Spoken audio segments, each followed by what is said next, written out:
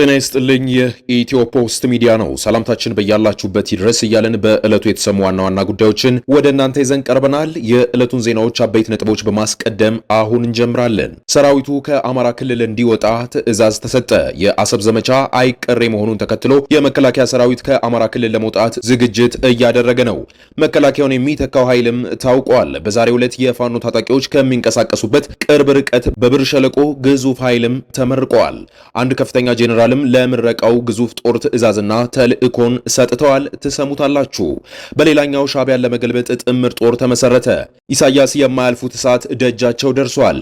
በአዲሃሎ ቤተመንግስት ከባድ ወጀብም እየተናፈሰ ነው። አሰብ አፍንጫ ስር በቡሬ ሻዕቢያን ለመገንደስ አዲስ ጥምር ጦር መመስረቱም አዛውንቱን አምባገነን ያስደነገጠም ሆኗል ተብሏል። በዝርዝር ታደምጡታላችሁ።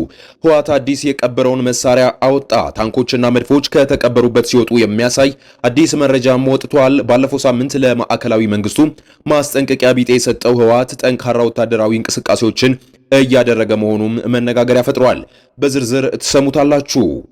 የተወደዳችሁ የቻናላችን ቤተሰቦች እነዚህንና ሌሎች መረጃዎችን ይዘናል። ቻናላችንን ላይክ፣ ሼር፣ ሰብስክራይብ በማድረግ እንድትቆዩ እየጋበዝን አሁን በዝርዝር ወደምንመለከታቸው መረጃዎች እናመራለን። ሻዕቢያን ለመገንጠል ጥምር ጦር ተመሰረተ። ኢሳያስ የማያልፉት እሳት ደጃቸው ደርሷል። በአዲሄሎ ቤተ መንግስት ከባድ ወጀብም እየተናፈሰ ነው። አሰብ አፍንጫ ስር በቡሬ ሻዕቢያን ለመገንደስ አዲስ ጥምር ጦር መመስረቱም አዛውንቱን አምባገነን ያስደነገጠም ሆኗል። የኤርትራ ተቃዋሚ ድርጅቶች የኤርትራ አፋር ብሔራዊ ጉባኤና ቀይ ባህር አፋር ዲሞክራሲያዊ ድርጅት አብሮ ለመታገል የሚያስችላቸውን የትብብር ስምምነትም ተፈራርመዋል። ስምምነቱ ሻዕቢያም አሸብሯል። ሁለቱ የኤርትራ ተቃዋሚዎች ድርጅቶች አዲስ አበባ ውስጥ በተፈራረሙት ስምምነት የጋራ ግብ ማስቀመጣቸውንም አስታውቀዋል። አሊ መሐመድ ዑመር የኤርትራ አፋር ጉባኤ ስራ አስፈጻሚ አባልና ቃል አቀባይም ናቸው። ከጥቂት ሳምንታት በፊት አፋር ክልል ሰመራ ውስጥ የአፋር ሱልጣኖች፣ ምሁራንና ወጣቶች እንዲሁም ሌሎች የማህበረሰቡ አካላት ተሳታፊ በሆኑበት ጉባኤም ድርጅታቸው ቀይ ባህርን አፋር ዲሞክራሲያዊ ድርጅት ጋር በመድረኩ መታደሙን በማስታወስ አሁን ደግሞ የኤርትራ አፋር ብሔራዊ ጉባኤ ከቀይ ባህር አፋር ዲሞክራሲያዊ ድርጅት ጋር አዲስ አበባ ውስጥ በፈረሙት ስምምነት አብሮ ለመታገል መስማማታቸውንም አስረድተዋል።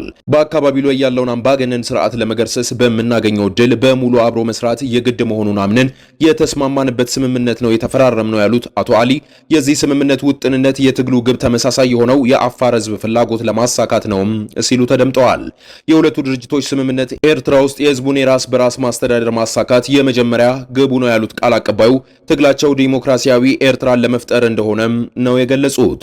የቀይ ባህር አፋር ዲሞክራሲያዊ ድርጅት ቃል አቀባይ አቶ ነስረዲን አህመድ አሊ በበኩላቸው በቅርብ በሰመራ ከተደረገው ህዝባዊ ኮንፈረንስ መረዳት የተቻለው ለሶስት አስርት ዓመታት የተለየ ጭቆና ውስጥ ነበር ያሉት የቀይ ባህር አፋር ዴናኪሊያ ህዝብ ይፈጸምበታል ካሉት ጭቆና እንዲቀጣ ህብረት በማስፈለጉ ወደ አንድ መጥተናል ነው ያሉት። እኛ ሁለቱ የፖለቲካ ኃይሎች የቀይ ባህር አፋር ተወላጆች እንደመሆናችን ልዩነት እንኳን ቢኖር ወደ አንድነት በሂደት ውስጥ መምጣት እንዲቻል በማሰብ ነው ያሉት አቶ ነስረዲን የህዝቡን ፍላጎት ጭምር መሰረት በማድረግ ብሎም ለሌሎች በትግሉ ውስጥ ለሚገኙ ድርጅቶች አብነት ለመሆን ለአንድ ግብ ስምምነት አኑረናል ነው ያሉት። በኤርትራ ዲሞክራሲያዊ ያሉትን ስርዓቶች በመገንባት የህዝቡን የራስ ዕድል በራስ የመወሰን ዲሞክራሲያዊ መብት ማረጋገጥም የትግሉ ግብ ነው ያሉት አቶ ነስረዲን አክለውም ከፖለቲካዊ ግቦቻቸው ለመድረስ አንድነትን በማስፈለጉ የትብብር ስምምነት መፈረማቸውንም አስረድተዋል። ህወሓት አዲስ የቀበረውን መሳሪያ ወጣ። ታንኮችና መድፎች ከተቀበሩበት ሲወጡ የሚያሳይ አዲስ መረጃም ወጥቷል። ባለፈው ሳምንት ለማዕከላዊ መንግስቱ ማስጠንቀቂያ ቢጤ የሰጠው ህወሓት ጠንካራ ወታደራዊ እንቅስቃሴዎችንም እያደረገ ነው። በሌላ በኩል ተጨማሪ የህወሓት ጦር ወደ አማራና አፋር ክልልም ተጠግቷል። 4 ኪሎና መቀሌ ከጫፍ ደርሰዋል። የፕሪቶሪያ አምዶች በቁማቸው እየገነደሰ ያለው ህወሓት አሁንም ጦር ጫሪ ድርጊቶችን እየፈጸመ ነው። በምርጫ ቦርዱ ህጋዊነት ያጣው ህወሓት በሰሜኑ ጦርነት ወቅት ቀብሮ የደበቃቸውን መሳሪያዎችም ከመሬት ስር ቆፍሮ እያወጣ መሆኑም ተሰምቷል። እንደ መድፍ፣ ታንክና ዙ 23 የመሳሰሉ ከባድ መሳሪያዎችንም በትናንትናው ዕለት ቆፍሮ ሲያወጣም ታይቷል። ይህን ተከትሎ ቡድኑ በቅርብ ጥቃት ሊከፍት እንደሚችልም እየተነገረ ይገኛል። ህወሓት በቅርብ ጦርነት ሊከፍት ይችላል የሚለውን ስጋት ከፍ ያደረገው ደግሞ ከሰሞኑ ተጨማሪ ጦሩን ወደ አፋርና አማራ ክልል ማስጠጋቱም ነው። መረጃዎቹ እንዳመለከቱት ከሆነ ከሁለት ወር በፊት ወደ አፋር ዘልቆ ጥቃት መክፈቱም የሚታወስ ነው። አሁን ደግሞ ተጨማሪ ጥቃት ለመክፈት ከባባድ መሳሪያዎችንና ወታደሮችን ወደ አማራና አፋር ክልል እያስጠጋ ስለመሆኑ ተዘግቧል። ወደ አማራ ክልል በራያ በኩል ከባድ መሳሪያዎቹን አስጠግቷል የተባለም ሲሆን በዚህም ከመከላከያ ሰራዊቱ ጋር ፍጥጫ ውስጥም ገብቷል። የአሰቡ ዘመቻ አይቀሬ መሆኑን ተከትሎ የመከላከያ ሰራዊት ከአማራ ክልል ለመውጣት ዝግጅት እያደረገ ነው። መከላከያውን የሚተካው ኃይልም ታውቋል። በዛሬው ዕለት የፋኖ ታጣቂዎች ከሚንቀሳቀሱበት ቅርብ ርቀት በብር ሸለቆ ግዙፍ ኃይልም ተመርቀዋል። አንድ ከፍተኛ ጄኔራልም ለምረቃው ግዙፍ ጦር ትዕዛዝና ተልዕኮንም አስተላልፈዋል። የመከላከያ ሰራዊት በአማራ ክልል ተልዕኮ ተሰጥቶት መንቀሳቀስ ከጀመረ 3 ዓመታት ሊደፍንም ተቃርበዋል።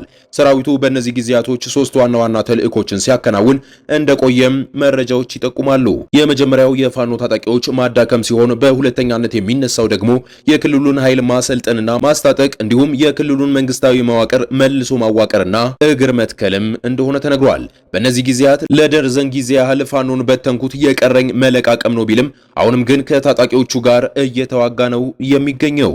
ካለፉት 8 ወራት ወዲህም ደግሞ የአሰቡ ዘመቻ አይቀሬነት እየጨመረ መምጣቱን ተከትሎ ሰራዊቱ ተተኪ ኃይል ማደራጀትና ማሰልጠን ላይ ትኩረት አድርገዋል።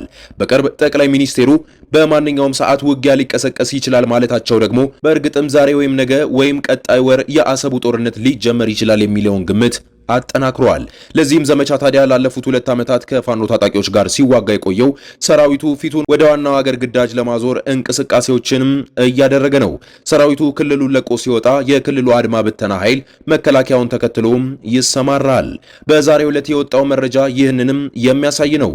የብር ሸለቆ መሰረታዊ ውትድርና ማሰልጠኛ ትምህርት ቤት ለወራት ያሰለጠናቸውን የ34ኛ ዙር አድማ መከላከልና መደበኛ ፖሊስ አሰልጥኖም አስመርቋል ይላል ዜናው። በምረቃ ስነ ስርዓቱ ላይ በክብር እንግድነት ተገኝተው ንግግር ያደረጉት የማሰልጠኛ ትምህርት ቤቱ ዋና አዛዥ ብርጋዴር ጄኔራል መኮንን መንግስቴ ክልሉ ያጋጠመውን የሰላም ችግር ለመመለስ የመከላከያ ሰራዊት ከተሰጠው ህገ መንግስታዊ ተልዕኮ አንዱ የክልሉ የጸጥታ ተቋማት መደገፍ በመሆኑም ይህንን መሰረት በማድረግ ማሰልጠኛ ትምህርት ቤቱን ለወራት ያሰለጠናቸውን የጸጥታ ኃይል ለምርቃት ማብቃቱንም ተናግረዋል። ጄኔራሉ በዚህ ምረቃ ላይ ለተመራቂዎቹ ክልሉን ሰላም እንዲያደርጉም ተልዕኮ ተሰጥቷቸዋል። በዛሬው ዕለት በብር ሸለቆ አዲስ ወታደራዊ ኃይል መመረቁን መከላከያ ከክልሉ ይወጣል የሚለውን መረጃም የሚያጠናክር ሆኖ ተገኝተዋል። ከዚህ ቀደም የመከላከያ ከፍተኛ ጄኔራሎች ሰራዊቱ ከክልሉ እንደሚወጣ ሲናገሩም ተደምጠዋል። ሰራዊቱ ክልሉን ጥሎ ለመውጣት አስቻይ ሁኔታዎችን እየጠበቀም ሲሆን በቅርብ በተለይ በጎጃም ቀጠና የፋኖ አመራሮች ላይ ያነጣጠረ እርምጃም ሲወስድ እንደነበረ መረጃዎች ይጠቁማሉ። የኢትዮ ፖስት ሚዲያ ተከታታዮቻችን ለሰዓቱ የነበረን ዜናዎችን ይህን ይመስላሉ። በሌላ ትኩስ ዜና እስከምንገናኝ ቻናላችንን ሰብስክራይብ በማድረግ እንድትቆዩ እየጋበዝን እኛ ከወዲሁ ቸር ቆዩ እንላለን።